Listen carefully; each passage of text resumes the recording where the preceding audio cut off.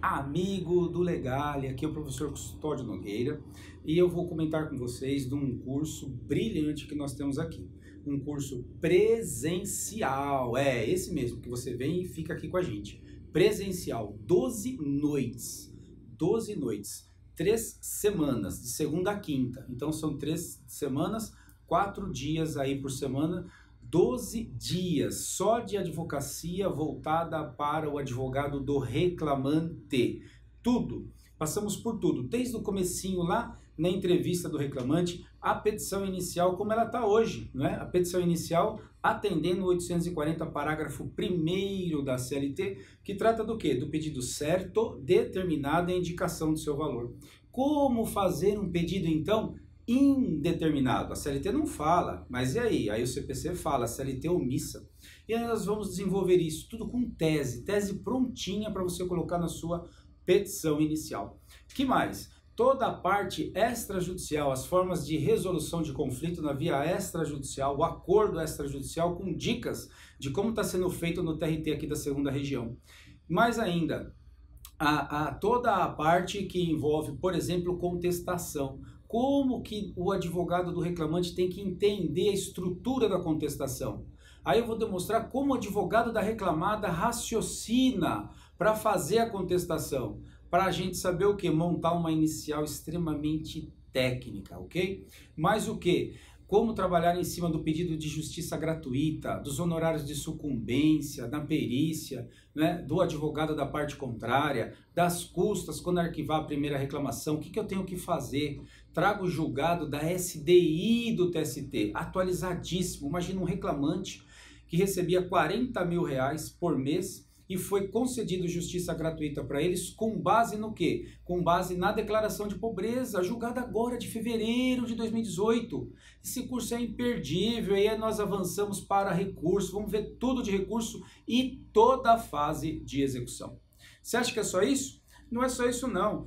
Gravamos e estou disponibilizando para vocês agora 1 hora de uma partezinha do que a gente estudou em audiência trabalhista, porque o curso também aborda a audiência. Ficamos 3 noites estudando a audiência trabalhista e agora vocês vão ganhar 1 horinha para ver como o nosso curso funciona, ok? Forte abraço, veja no site do Legale o próximo curso de advocacia do reclamante com o professor Custódio Nogueira. Forte abraço. Boa noite, então, meus amigos. Vamos continuar nosso curso de Advocacia do Reclamante. Esse curso aí são 12 noites. Essa aqui já é a 8ª. Semana que vem vamos ter mais 4 ainda, que vai ser a parte da contestação e toda a parte de execução, que mudou muita coisa também com a execução, viu? Execução agora é de ofício, ou melhor, era de ofício, agora ela não é mais. Tem processo aí, pelo meu aí, com experiência já de 2º grau, em que transitou julgado, porque a parte não recorreu, né? E está lá no 2º grau.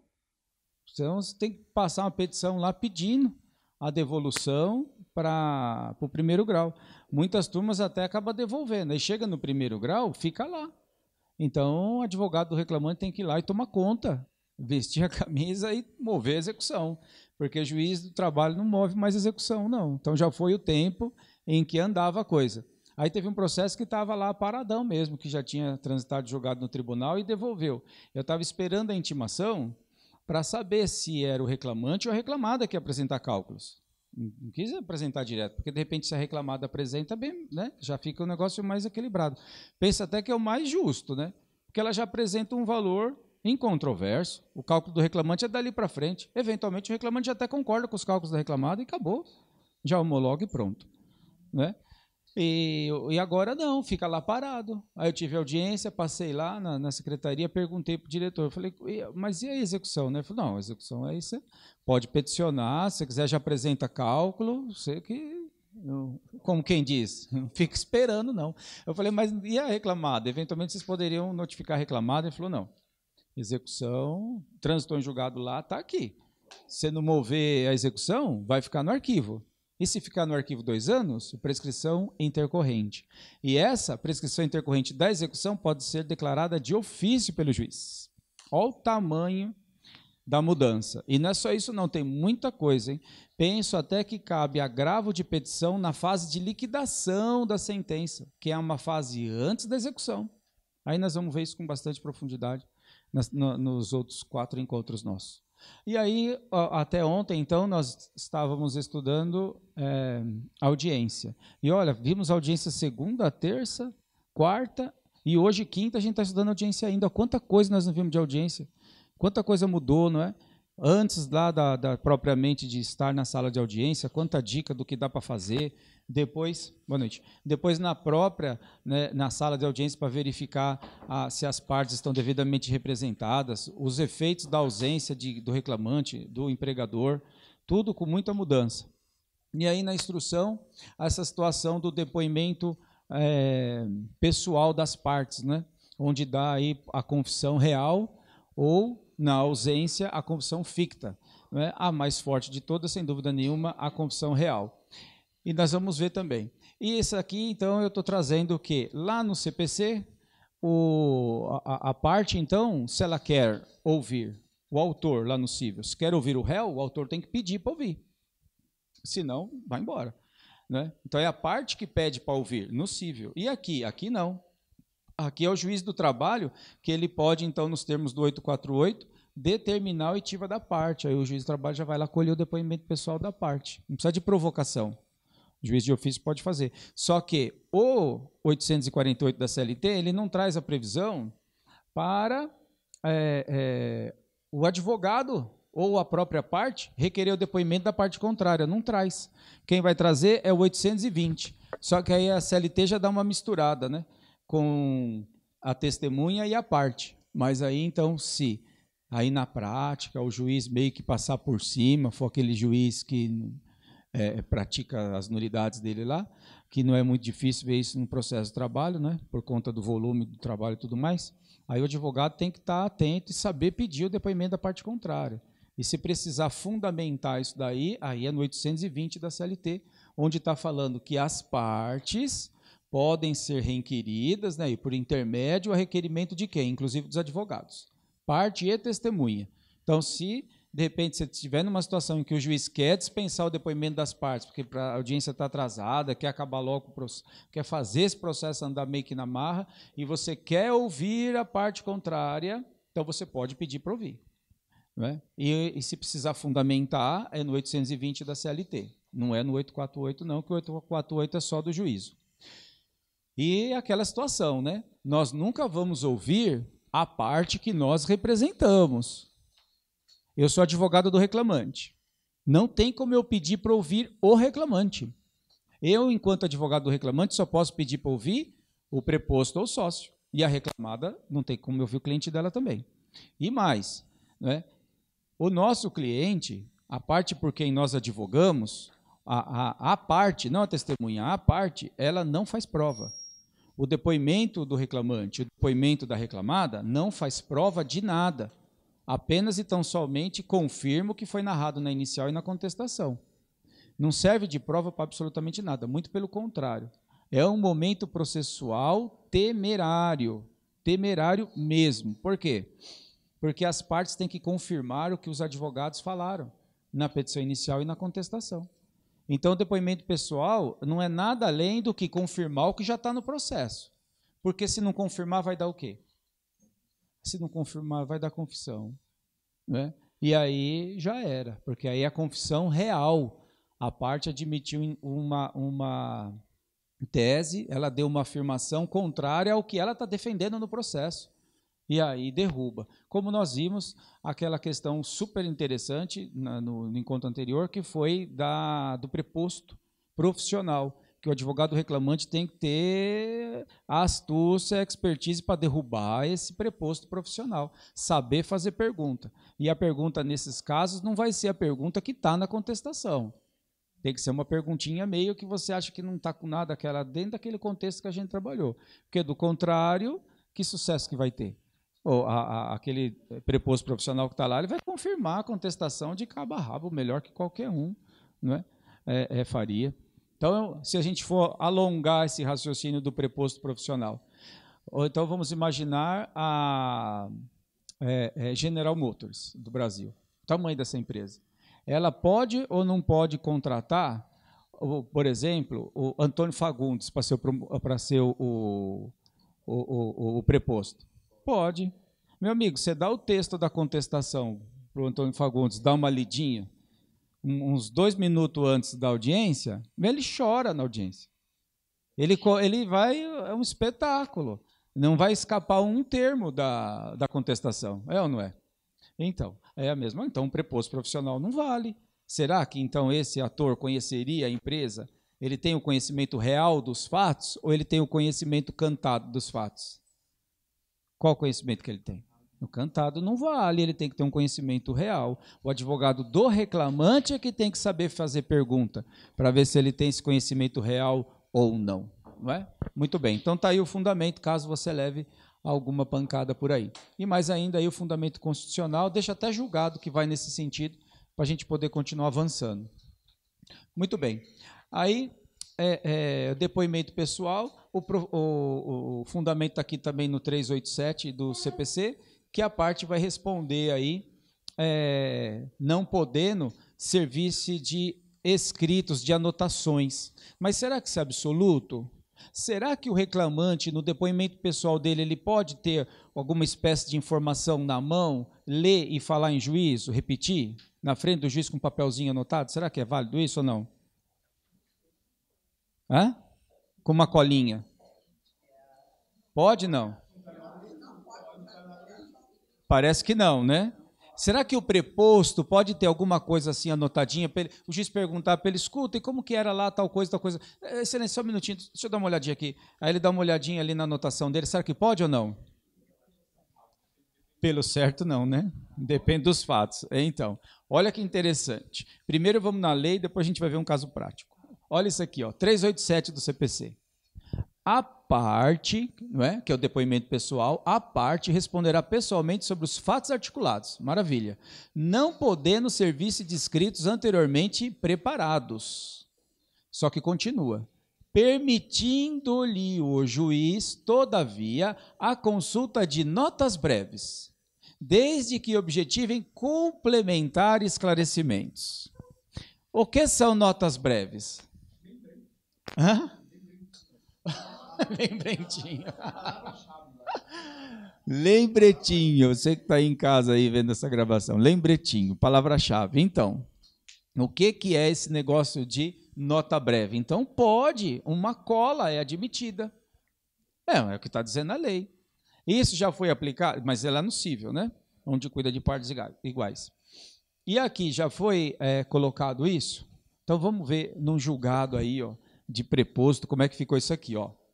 O fato do preposto admitir que estava estudando o processo não causa surpresa, pois ele deve ter conhecimento dos fatos, pois suas declarações obrigarão o réu. Isso aqui é um julgado, não é, do TRT da 4ª Região, lá do Rio Grande do Sul.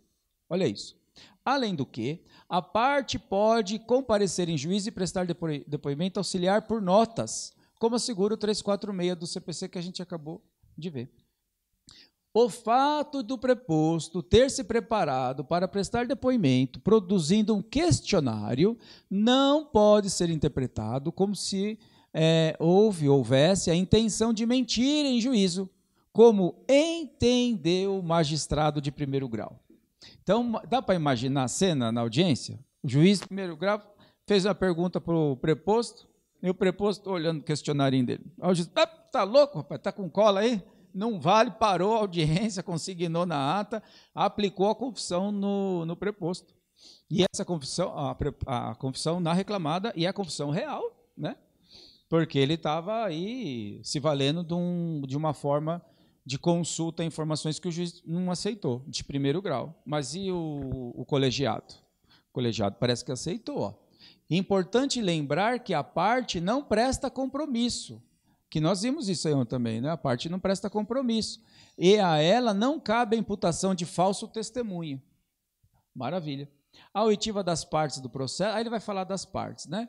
Diante desse quadro, estou convencido de que o depoimento do preposto restou comprometido, não podendo ser considerado como meio de prova, muito mais ainda pode ser tido em conta para agravar a situação da parte que foi tida como confessa. E aí a turma lá de desembargador entendeu que está cerceada a defesa do empregador e a consequência dá provimento ao recurso do banco para declarar a nulidade dos atos decisórios que seguir a audiência de instrução. Então, o que ele fez? Devolve lá e ouve o preposto com os papelzinhos dele. Meu? Foi. Nossa. Né? Então, deu coragem de dar um questionarinho para o reclamante ou é melhor deixar do jeito que está? Deus me livre. Então, deixa do jeito que está. Mas a título de conhecimento, né? Está vendo aqui.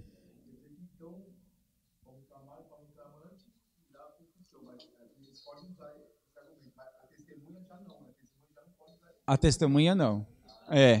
Exatamente. O colega fez uma colocação interessante. O próprio CPC já fala isso, né? É aqui, ó. A parte, ela pode então utilizar de alguma anotação, porque ela não presta depois, ela não presta o compromisso de dizer a verdade. Agora, a testemunha não pode valer de colinha, não. Para falar bem a verdade, eu não daria uma colinha, e se eu perceber que meu cliente está com uma colinha dessa, eu falo, meu amigo, já dá esse negócio aqui para mim. Não vamos pôr a cara com esse negócio, toma cuidado para você ir numa dessa daí. Né? Se você perceber que a parte contrária está com a anotação, aí pede para o juiz, informa para a excelência, a parte aí está consultando, como que é isso aí? Pode trazer, né? Dando a entender que está tudo errado, para ver como esse juiz vai se manifestar. Né? Agora, se o advogado da reclamada estiver bem atento, aí vai falar, não, só que tem a lei aqui, o CPC, ela é parte, não é testemunha, pode sim consultar a nota breve. Não pode estar com a contestação inteira na mão. O reclamante não pode estar com a petição inteira na mão, mas alguma informação ele pode ter. Para falar bem a verdade, faz muito sentido. Se o reclamante fosse para um depoimento pessoal e levasse anotado o contrato de trabalho dele, o dia que ele entrou, o dia que ele saiu, o salário dele, tudo isso aqui, o que vai mudar isso aí na hora do dia? Não ia mudar nada. Agora ele entra lá, muitas vezes nervoso, ele faz essa data errada. Aí é vulnerável, nervoso. E aí o que vai acontecer? O juiz já fala, pô, meu amigo, você não sabe nem o dia que você entrou na empresa? Você veio fazer o quê aqui? E não é isso, ele não veio enganar ninguém. Só que aquele ambiente, para ele, empregado, é atípico. O preposto conhece mais o foro do que a gente. Então, as testemunhas da reclamada também estão sempre lá. Agora, o reclamante, o testemunho do reclamante não frequenta um fórum com a mesma frequência que a gente, que o empregador frequenta. Então, não seria um absurdo isso. Mas, por conhecer o processo como a gente conhece aqui, dá coragem de levar a notinha? Não dá, não. Os juízes vão passar por cima disso que vai dar dó. Né? Veja que o julgado é da 4ª região. Né? Então, não é próprio nosso aqui. Da 2ª, não achei nada nesse sentido. Né? Mas a título de conhecimento, a título de conhecimento vale isso, até porque amanhã você pode estar numa situação dessa. A gente não sabe o dia de amanhã, de repente você herda um processo, né? E que aconteceu isso aí, ó. E você tinha uma tese para brigar ainda, dava para falar isso, nem atinar na tua cabeça, imagina, a pessoa está com cola, não vai valer mesmo, está pensando que a justiça é o quê? Né? E vale, mas é para a parte, não para testemunha, não é? Então, bem tranquilo. Aí o depoimento pessoal, então. O que mais que nós temos aí? A questão do advogado intervir. Né? Então, o CPC prevê o seguinte, enquanto eu estou colocando aqui, do advogado intervir no depoimento pessoal das partes. Né? Então, vamos lá para o CPC. Ó. Enquanto depuserem perito, assistente técnico, partes e testemunhas, ou seja, enquanto alguém estiver falando lá, prestando depoimento, não poderão os advogados nem o MP intervir ou apartear, sem licença do juiz. Então, pelo CPC, o advogado não pode, tem que esperar terminar o depoimento, e aí ele se manifesta. Pelo CPC. Né? Mas aqui, pelo estatuto, olha só, usar da palavra pela ordem em qualquer juízo ou tribunal, mediante intervenção sumária. Né? Então, intervenção sumária não está falando que é para esperar o depoimento. Então, com muito cuidado, você pode, excelência, só de erguer a mão assim, já vai parar, vai fazer uma cara de bastante amistoso, né? Mas aí você fala. Por quê? Porque o termo não significa procedência ou improcedência. Aí constou, não constou o não lá, só constou uma afirmação. E tinha que ter constado o não, não sei o quê, não sei o quê, não sei o quê. E constou só o não sei o quê, não sei o quê, não sei o quê. Ótimo. E aí, você viu que não constou. E você está acompanhando o depoimento. Porque nem todo advogado acompanha também, né? Às vezes está lá o depoimento, ele está no WhatsApp, lá está no vendo uma vírgula, muda, né? E ali você está acompanhando. Você viu que faltou essa informaçãozinha? Espere o juiz concluir o raciocínio, se ele estiver ditando ou fazendo pergunta. Então, esperou, concluiu, é um instantezinho. Oh, excelência, aqui pela ordem, por favor, desculpe incomodar, mas aqui não constou a informação na forma qual ela foi dada. Toma cuidado para também já não falar o que você quer que muda. Ó, excelência, aqui ele falou não e não constou não. Aí você já complicou, porque você já falou o que deveria constar. Em que pese você ter razão, mas não é legal falar assim. Deixa ele entender o que aconteceu. Sabe? Isso é sutileza. Então, ou se você já vai dizendo como você quer que consta, você pode bater na trave lá com ele. Então, se o juiz está tomando depoimento pessoal, ele está entendendo o que está acontecendo. A intervenção sua foi sumária, nos termos da lei. Imediatamente você falou. E ele vai lembrar, um segundo, que o reclamante falou não, e não constou não. Então, já pede para arrumar isso daí. Eu entendo, já fiz isso algumas vezes.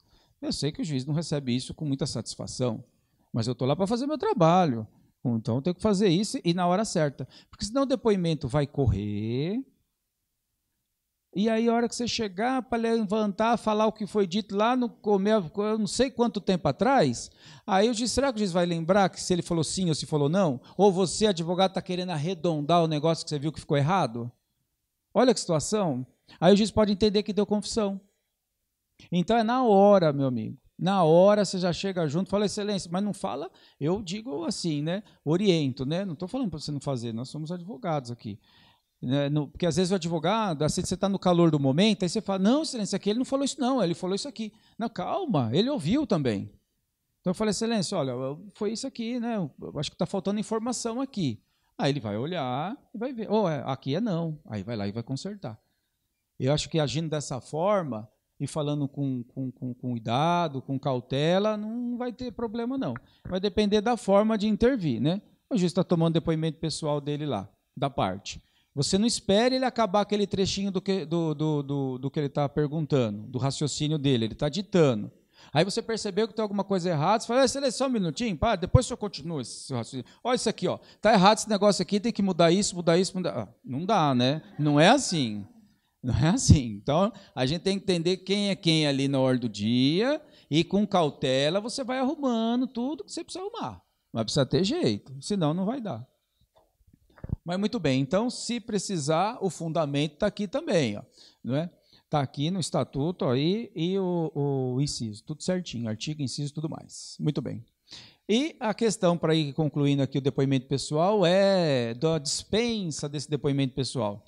Muitas vezes também, pauta atrasada, juízes acabam, ele mesmo já vem para cima, dispensa aí depoimento, dispensa, tem testemunha, vamos ouvir testemunha, já faz a prova, não sei o quê, não sei o quê, não sei o quê, e vai passando por cima e já era, e as partes acabam concordando. Da mesma forma que acontece lá no final da audiência, que o que eu vejo sempre, o juiz já chega assim e fala, olha, razões finais remissivas, doutores, não é isso? Remissiva, já era, e de repente você queria falar, tinha 10 minutos para falar.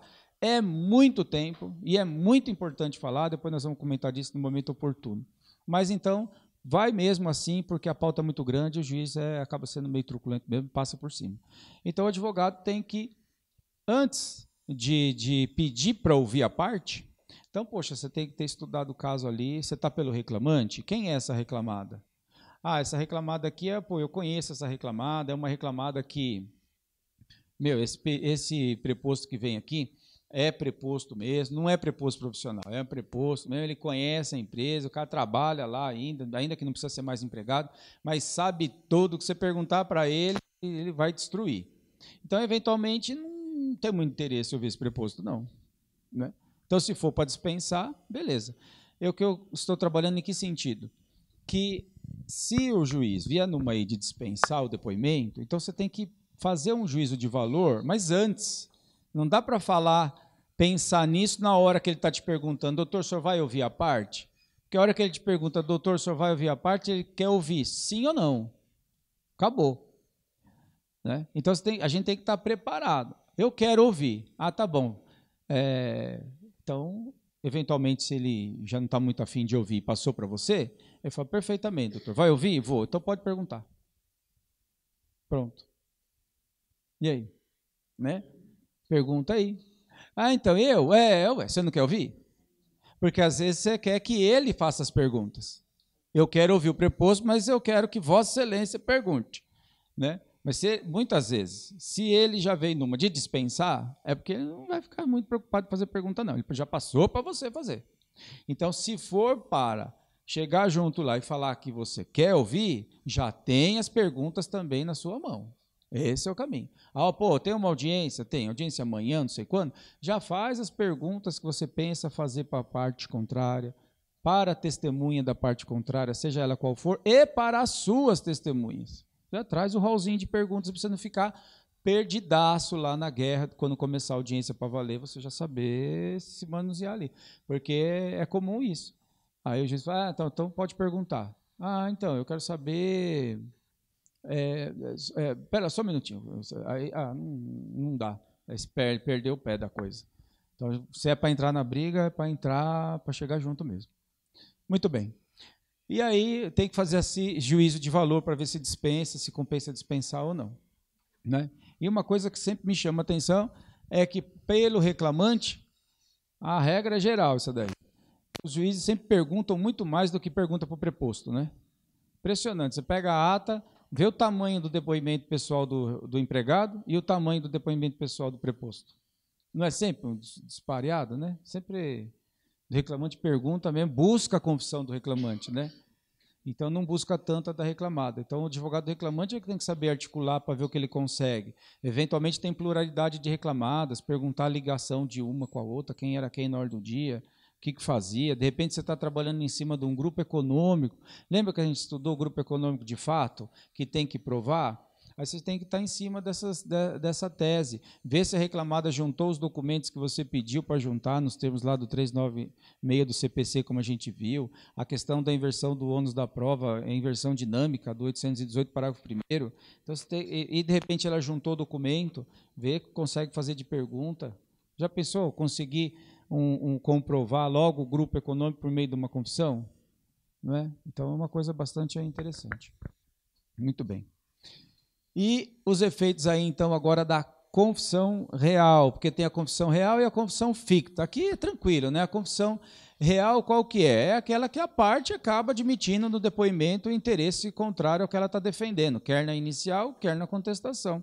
Essa é a real, não é? E a real é muito forte, né? Porque ela é irrevogável, o efeito dela é mais significativo. Estou citando aí até Carlos Henrique Bezerra Leite, doutrina, não é? E a confissão real, então, ela é absoluta e retira o ônus da prova, né, do empregado. Então, se o empregado, ou retira do empregador também, se o advogado da reclamada, ou o próprio juiz fazendo pergunta, derruba o reclamante porque ele admite fato contrário ao que está narrado na inicial, essa confissão é real. Então, o ônus da prova já foi afastado, não vai ouvir testemunha, não vai ter nada ali e já prejudicou a vida do empregado.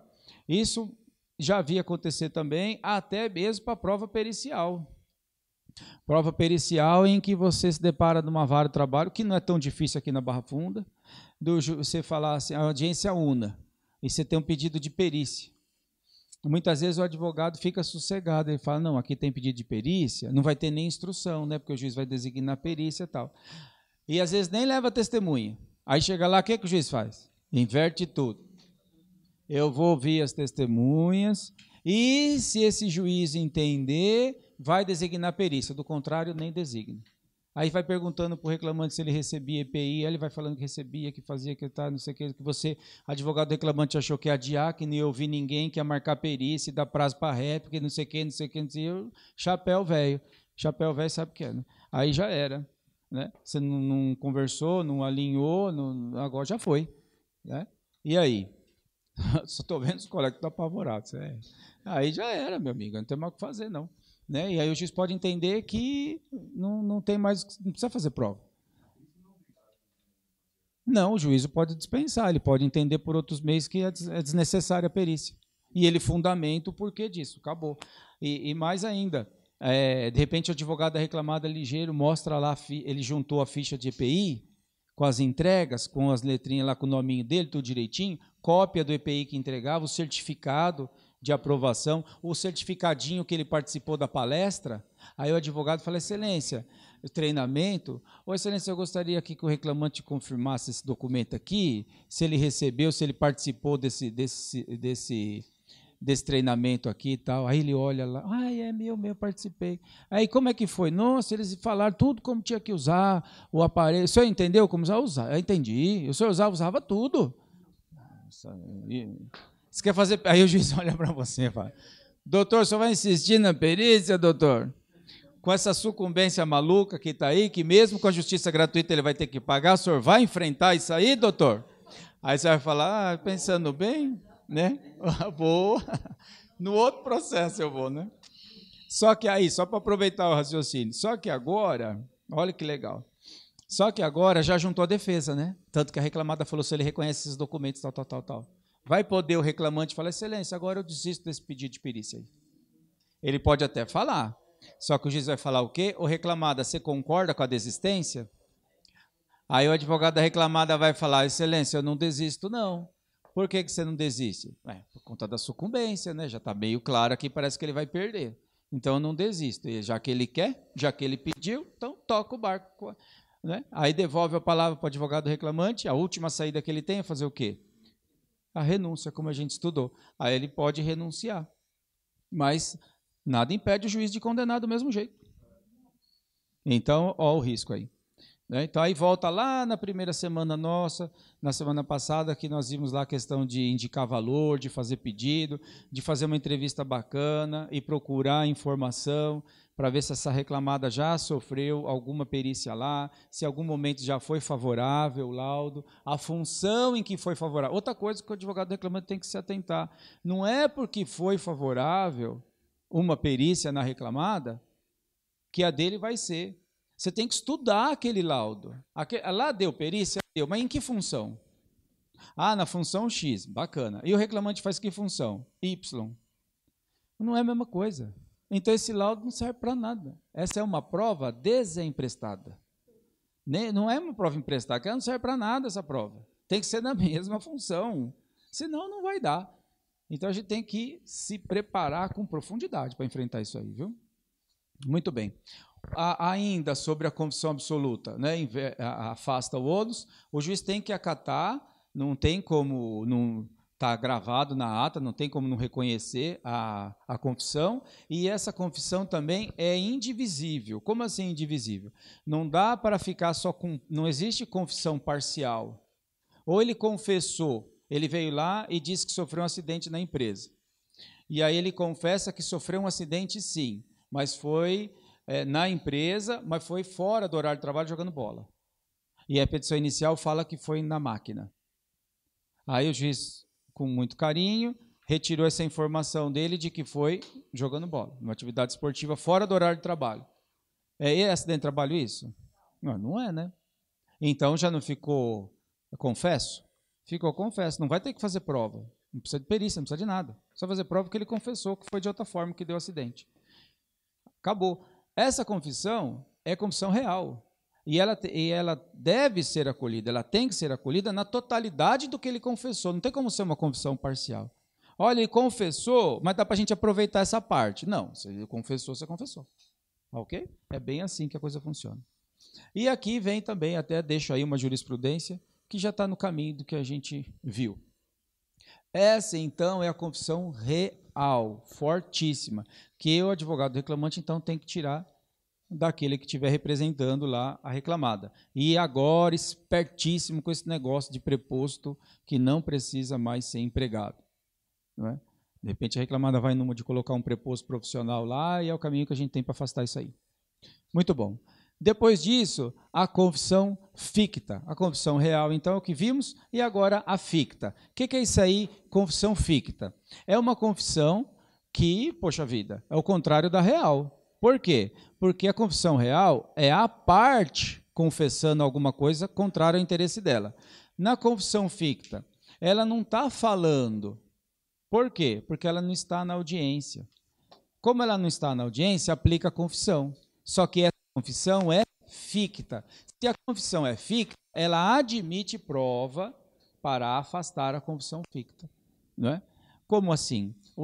Quando que dá a confissão ficta no processo de trabalho?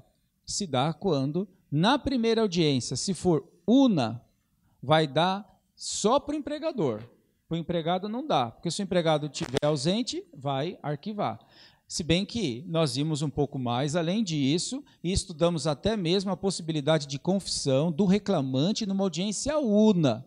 Então, de repente, para quem está acompanhando a gente aí em casa, pegando o curso no meio, só para ter ideia de como funciona aqui, então existe até mesmo uma tese aí, e inteligente do empregador, não é isso que nós vimos?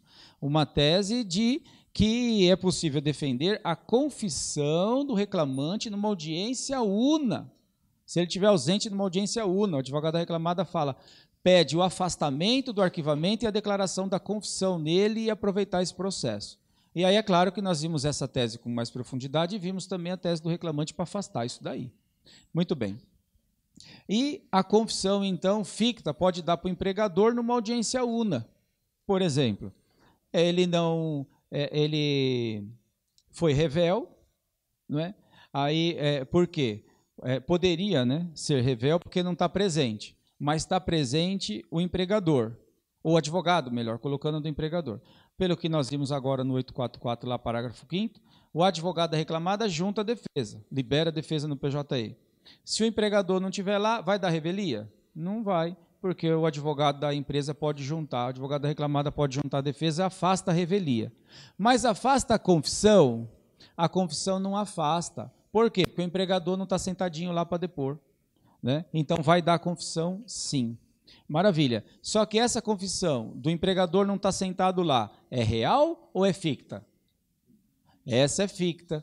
Significa o quê? Que por meio das provas a serem produzidas, pode afastar essa confissão ficta. Não é?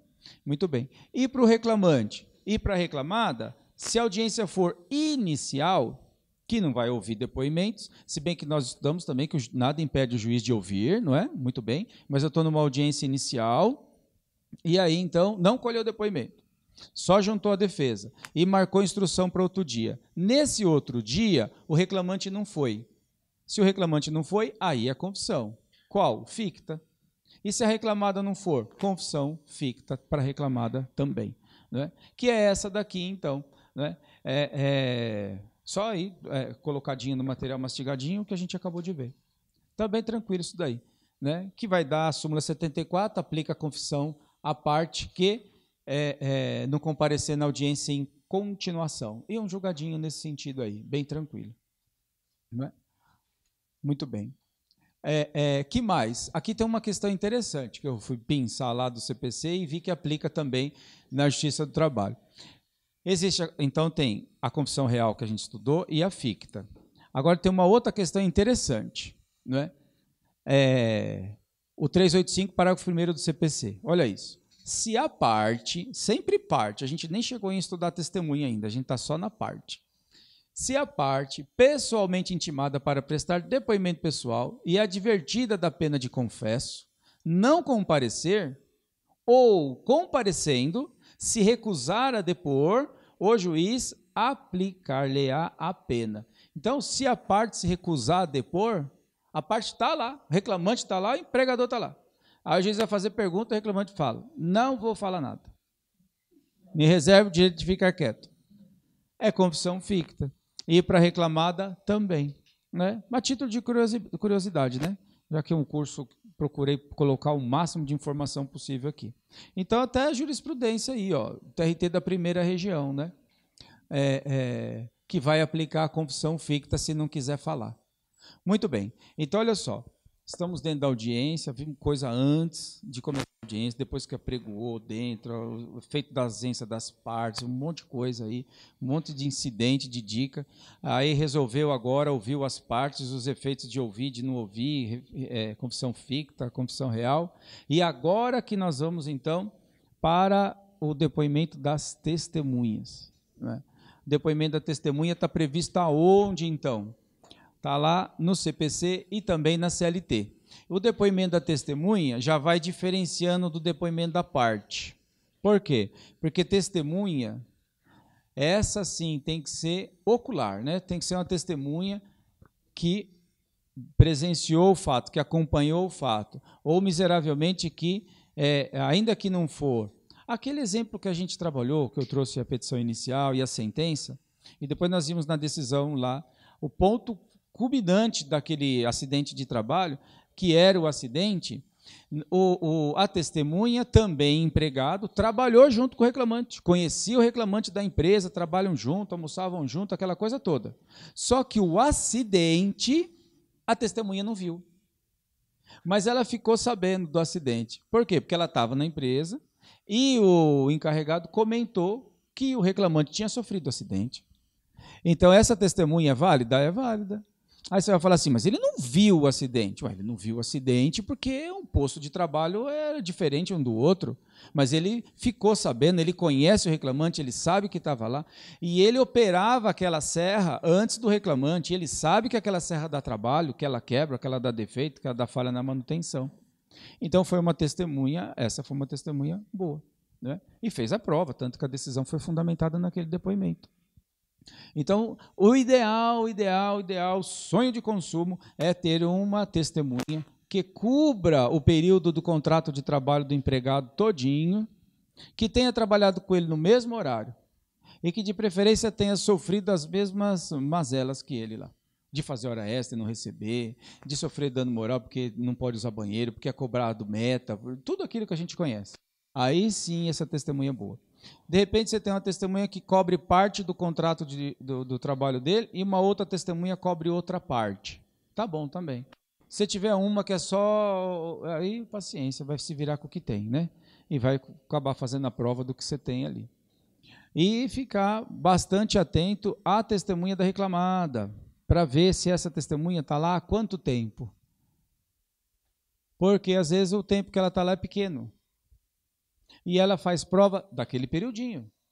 Não é porque a testemunha é muito boa e fez a prova, ela acabou com o direito do empregado. A prova dela é feita no exato espaço de coincidência do contrato de trabalho dela, testemunha, com o do empregado. E isso acaba passando batido. Eu canso de ver isso passar batido nas manifestações dos reclamantes aí. Então, o juiz fundamenta que não dá o direito para o empregado por conta do depoimento lá daquela testemunha lá. Não, mas, excelência, e o restante do período? Ela provou só essa parte. E o restante do período? Né? E a testemunha do reclamante, será que não falou nada para ajudar? Então, né? Porque tem essa situação do ônus da prova. Né? O que é a situação do ônus da prova? Que nós vimos, que é importantíssima, que eu já comentei também, que não tem a menor pretensão de exaurir o tema do Instituto do ônus da prova, né? Porque no curso de pós-graduação eu passo 6 noites só falando de ônus da prova. Se for pós ao sábado, são 2 sábados. Então, no nosso curso, a gente vai falando na medida aí do possível. Então, o ônus da prova lá é do reclamante. Ele é que tem que provar aquilo lá. Aí a testemunha do reclamante prova um determinado período. Um período maior. E a testemunha da reclamada também vem, traz informações e põe em controvérsia, deixa controverso aquilo que o reclamante está alegando na inicial. E aí a prova ficou o quê? Empatada. O que é a prova empatada? Prova dividida ou prova empatada? É uma prova que foi feita, mas a parte que fez não conseguiu se desincumbir do ônus totalmente, porque a parte contrária também fez prova. O ônus, nesse caso, é do reclamante. A gente está discutindo 4 anos de contrato de trabalho. A testemunha da reclamada trabalhou com o reclamante 6 meses. E ela deixou a coisa controversa? Deixou. E o reclamante não conseguiu se desvencilhar do ônus. E aí, na sentença, o juiz vem lá e aplica assim: tendo em vista que o reclamante não se desvencilhou do ônus da prova, uma vez que a prova restou dividida e empatada, nego o direito pleiteado, julgo improcedente. E muitas vezes o advogado reclamante deixa quieto. Não, você tem que prestar atenção lá. Controverso ficou toda a discussão? Não, só 6 meses ficou controverso. Nos outros 3 anos e meio, o reclamante provou. Porque a reclamada não conseguiu controverter todo o período. Estão entendendo isso? Isso é muito importante. O que tem por trás disso?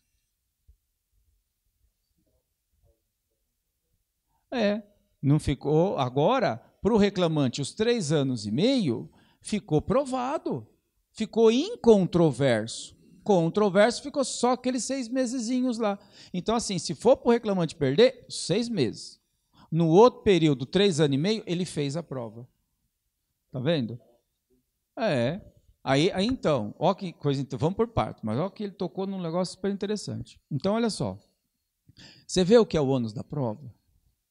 O ônus da prova é uma coisa louca. A gente tem que estudar muito o ônus da prova. Até aprender? Não. Tem que continuar estudando. Até você dominar. Que demora. Não que eu entenda. Muito menos dominar. Mas tem que conhecer o ônus da prova. Senão dá dó. Você não sabe fazer nada em audiência, você não sabe o ônus da prova. Fica lá, né? Não sabe recorrer, não sabe ler, não sabe interpretar a sentença. Sentença você tem que conhecer o ônus da prova, senão você não entende o que está escrito lá. E aí o colega falou, e a sucumbência? E a sucumbência, hein? E agora a sucumbência? Se for, tem lá o 791A que nós estudamos, aí tem o parágrafo, se eu não me engano, 3º, aí ele fala o quê? Da sucumbência parcial, não é isso? Aí tem a sucumbência parcial. Mas e agora esse pedido aí? Esse pedido foi procedente ou improcedente?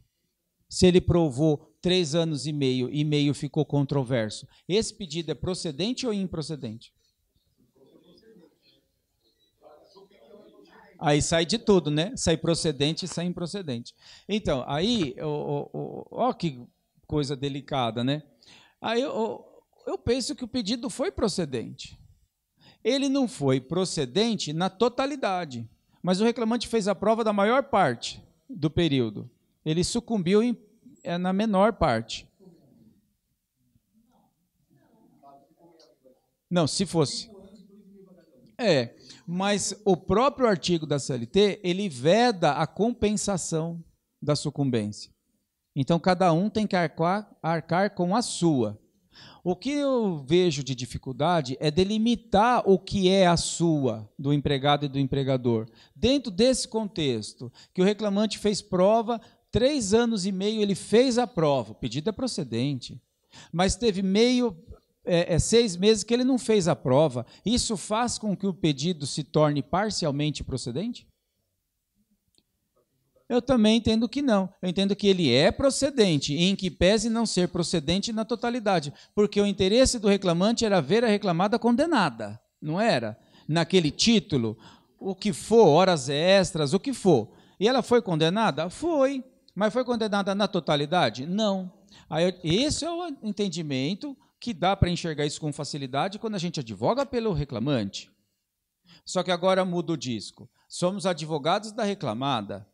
A reclamada correu ou não o risco de ser condenada em 4 anos? Graças à atuação do advogado da reclamada, ela foi condenada a 3 anos e meio. Então, o advogado da reclamada merece ou não merece a sucumba dele nos 6 meses? Não, né? Então, aí isso faz bem sentido, né? Então, assim, quem vai decidir isso? A jurisprudência. Porque a CLT ela não... pelo contrário, a CLT ela dá espaço para as 2 interpretações. Porque ela fala lá que os honorários de sucumbência são devidos no pedido... Não, são devidos parcialmente. Há sucumbência parcial, existe a sucumbência parcial. Ótimo, mas a sucumbência parcial é dentro de cada pedidinho ou é na ação como um todo? Pedido A, B e C. O pedido A, o reclamante ganhou a maioria, então ele ganhou o pedido A. Pedido B, ele ganhou inteiro, ganhou o pedido B. Pedido C, ele perdeu inteiro. Aí essa sentença é parcialmente procedente, porque tem 2 procedentes e 1 pedido improcedente, não é isso? Isso é quando é o julgamento placar da ação por pedido, no final. Agora, e se o juiz for interpretar a sucumbência parcial, do jeito que está na CLT, dentro de cada pedido? Aí a sucumbência pode ser fixada de outra forma, entenderam agora? Né? Então, a gente não tem essa segurança. Ah, mas então como é que vai ser? Ah, sei lá, ué, como é que vai ser? Né? Agora a gente tem que esperar. E nesse sentido, vale lembrar aquele julgadinho que nós trouxemos, julgadão do TST, que é recentíssimo, não é? E que o TST julgou um recurso de revista e deu uma pacificada nesse negócio aí, para falar que as ações que foram distribuídas até 10 de novembro, sexta-feira, 10 de novembro, que foi distribuída até lá, não se aplica a sucumbência, nem de perícia, nem advogado da parte contrária e nem nesse negócio de arquivar a audiência. E ter que pagar a custa para distribuir a segunda, como nós vimos também. Isso daí é só para a ação que foi distribuída na segunda-feira, 13/11 para cá. Então, temos um julgado bem bacana, que vale muito a pena juntar esse julgadinho aí nas ações que foram distribuídas antes do dia 10 de novembro para trás e que a gente está aguardando a sentença. Aí vale muito a pena juntar isso daí e já orientar. Excelência, se manifesta sobre isso. O julgado está hoje, eu passei um e-mail, eu pedi, foi ontem, lembra? Eu tinha falado para vocês que eu ia passar um e-mail, está aqui, ó, o colega já até imprimiu, um julgado bacana. Aliás, são 2, e o material complementar, ó, tá vendo? Oh, parece que a gente combinou aqui. Então, são 2 julgados, bem legal. Um é da turma do TST, que é esse menor aqui, da turma do TST, trabalhando exatamente em cima do que a gente está comentando aqui, da aplicação da lei no tempo, e trouxe um pouco de paz, porque tem muito juiz nos processos antigos já condenando em sucumbência, né? Então, aquela decisão do TST já serve para afastar isso daqui. Pode também, mas nada como juntar, né? Que aí porque tem muitos juízes que não sabem disso. E o outro julgado não é da turma do TST, é da SDI, que emite lá, que divulga as OJs da SDI. Aí tem um julgado da SDI que fala de custas de um reclamante que ganhava R$40 mil por mês e foi deferida a justiça gratuita para ele, para isentar de custas e honorários e tudo mais, porque entendeu que ele é pobre na acepção jurídica do termo, pela declaração de pobreza, que era a tese que a gente trabalhava aqui, né, depois que eu fiquei sabendo desse julgado. Então, assim, você viu que bacana, quanta informação para a gente ter segurança para pedir, a tese é válida mais do que nunca. Se já era a tese que a gente defendia, imagina agora com o julgado da SDI. Não é nem de turma do TST que julga recurso de revista, é da SDI, que está acima da turma, que julga embargos no TST. Então, é valiosíssimo você ter esse julgado aí nas suas petições. E isso é para as petições que está distribuindo hoje, para afastar esse negócio do jeito que está aí e para não condenar o empregado em honorário de sucumbência se ele for declarado pobre na acepção jurídica do termo. Aí dá uma segurança danada para entrar com a ação. É só não fazer pedido absurdo, não é? Aí dá para litigar numa boa no processo, aí tranquilo. E passei mais também aquela tese que a gente estudou aqui da petição inicial, como fazer a petição inicial, como fazer o pedido indeterminado. Olha a tese aqui, ó. Quanto material não tem aqui? A gente passou vendo tudo como fazer lá o pedido indeterminado. E aqui, ó, coloquei também até a tese da justiça gratuita. Então está completíssimo isso daqui, ó. Vale muito a pena, um caminho bacana para a gente seguir. E esse último modelo é aquele do breve relato de fato. Como que faz para pedir daquele jeito que a gente estudou, né? Está no e-mail.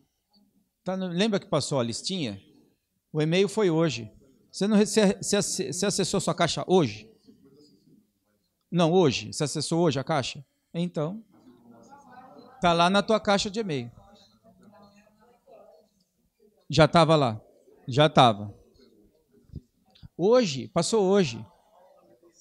Não, a relação passou no começo do curso, semana passada. Seu nome não está lá. Mas só me dá teu e-mail que eu passo para você, pronto. Quem não recebeu, quem mais não recebeu? Eventualmente recebeu. Então, aí eu passo para quem ficou para trás. É porque não deve ter conseguido entender pela letra lá. Então. Então, fica tranquilo.